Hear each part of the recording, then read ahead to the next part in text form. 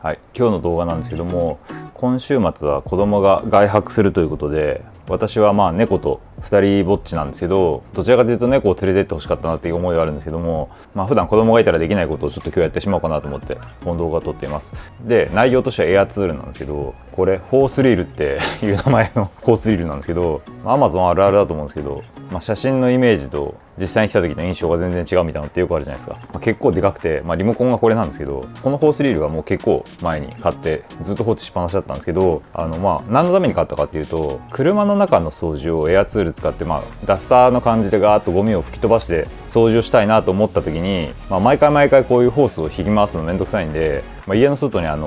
ャワーノズルみたいな感覚でエアツールのホースが引き出せるようにしといたら便利かなと思ってこのホースリール買ったんですけど、そもそもちょっともうこれ壁付けの仕様だっていうのが分かってながら買ったんですけど、やっぱりちょっと外とか地面に置いとくにはちょっと都合悪い形してて、いまいち使い勝手が良くないのと、引き出すと掃除機の電源コードみたいに自動的に戻る機能がついてるんですけど、その引き出しのバネの力が思いのほか強くてですね、本体を押さえながらじゃないと引き出せないっていうちょっと致命的な問題があるので、使う場所がちょっと外じゃないなっていう結論に至って放置してたんですよ。今回やろうと思ってるのは、1階の私の工作室の外にコンプレッサーが置いてあるんですけど、1階はそれでいいんですが、2階とかの掃除とか2階で工具を使う時とか、そういう時にパッと使えるように、家の中にもエアツール環境を整えてしまおうということで、今回は2階でエアホースが使えるようにこのホースリールを流用しようかなと思っています。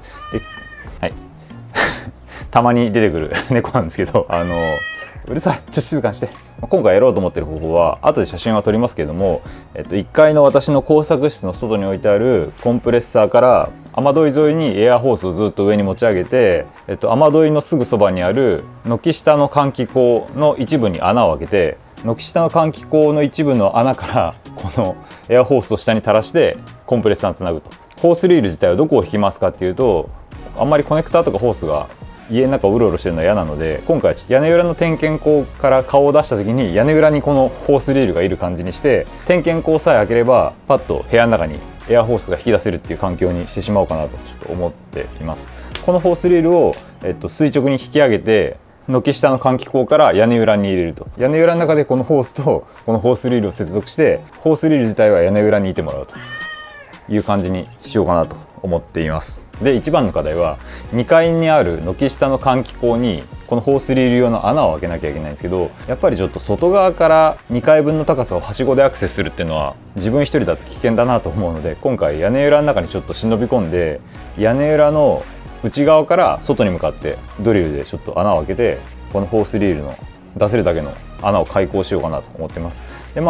隙間ができたら虫が入るじゃんとかいろいろ問題は起こると思うんですけど、その辺はちょっと 3D プリンターとか CNC でキャップを作ったりとかアタッチメントを作って隙間を埋めるような作業にはしようと思ってるんですけど、今回一番大仕事なのはこのホースリールを外から家の中に引き込むための経路を確保するっていうのと、換気口に穴を開けるって感じですね。換気口に穴を開ける分には換気口さえ交換してしまえば家にダメージを与えることはないということで、あんまり気が重い作業ではないんですけど、今回ちょっとそういう方法でやろうと思ってます。いろいろ心配してみると、このホースリール自体の耐候性とか寿命とかそういうところも気になってはくるんですけど、コンプレッサー自体がホースが破れたり蓄圧できなくなったりした時は止まるようなセーフティー機能みたいなのがついてるらしいので、そこはコンプレッサーにお任せするとして、今回はホースをちょっと家の中に引き込むっていう作業をやりたいなと思います。ちょっと作業中は動画撮れないと思うんであんまり内容がないかもしれないですけど、ちょっと作業を始めたいなと思います。はい、屋根裏に今来てます。こんな感じですね。あんま見ることないと思うんですけど、これ下に引いてあるのが断熱のファイバーガラスなんですけど、その上に柱がこういう風にあってって感じですね。で、この断熱のマットの下はほんと石膏ボードしかないので、乗ると床が抜けちゃうんで、この柱の上に木の板を渡して移動する感じですね。私はちょっと今映ってないかもしれないですけど、コンパネ、こういうコンパネみたいなのを使って橋渡しをしながら移動する感じです。で、どこに目的地があるかっていうと、ここはちょっと天井の形が変わってて吹き抜けっぽくなってるので障害物になってるんですけど、で電気を消すと見えるかなと思ったら見えなかったんですけど、でどこに目的地があるかっていうと、この木が組んであるところの、向こう側の真下ぐらいのところに軒下の換気口があるので、そこに手を突っ込んで穴を開けるって感じですね。この作業がちょっと一番大変なんで、今までずっとやらずに逃げてきたんですけど、ちょっと今日重い腰を上げてやろうかなと思います。この場所ってすごく狭くても這いずり回っていかないといけないところなんで行ったことないですけど、今ライトの先にあるこのシルバーのこの丸いもの何なのかな、ちょっとこれ何かわからないんで、今日はちょっとそれが何かを確認するのもついでにちょっと今から行ってきたいなと思います。ちょっと動画を撮れる状況ではないので事後報告って感じになると思いますけど、どういう状況か覗きに行ってきたいなと思います。はい、今スマホで撮ってるんですが、もう頭の上がなくてスマホで撮ってます。これもうここは天井なんですよ。でもう釘が出まくってるんで、うかつに頭を上げると釘に頭が刺さるっていう状態なんですけど、あそこの換気口のところに今からこういうホールソーで穴を開けて、このついでにホースを刺して戻ろうかなと思います。ちょっとこの場所に何回も来るのちょっと大変なんで、今回で終わらせて帰りたいなとちょっと思います。はい、小1時間ですけど作業終了しました。こんな感じで、ちょっとこのリールのホースが太いのが難点ですけど、毎回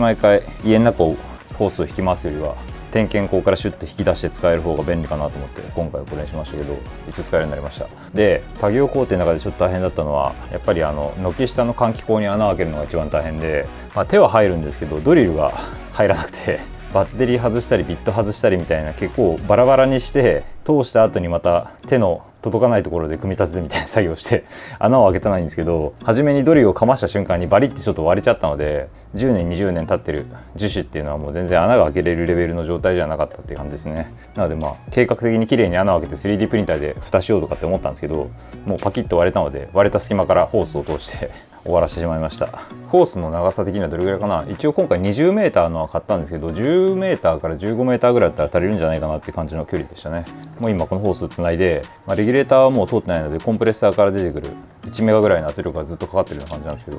全然これでありですね。ちょっと高圧がさすがに怖いんで上圧側にしましたけど、今回はこんな感じで、もう家の中の掃除とか工具をエアツールでどこでも使えるようにするって感じで、1階と2階にエアホースをちょっと引き回したので、これで各フロアはエアツール対応の状態になったという感じですね。で、あと問題なのは外の車の掃除とかですよね。家の前に車止めてあるので、駐車場まで引き回すとかっていうことは全然やらなくていいのがまだ幸いなんですけど、外に野ざらしでホースを置いとくのはちょっとそれはそれで怖いので、車の時だけはホースを持ってってつけたり外したりみたいな作業にして、それでいいかなっていう、年にそんな何回も掃除することもないんで、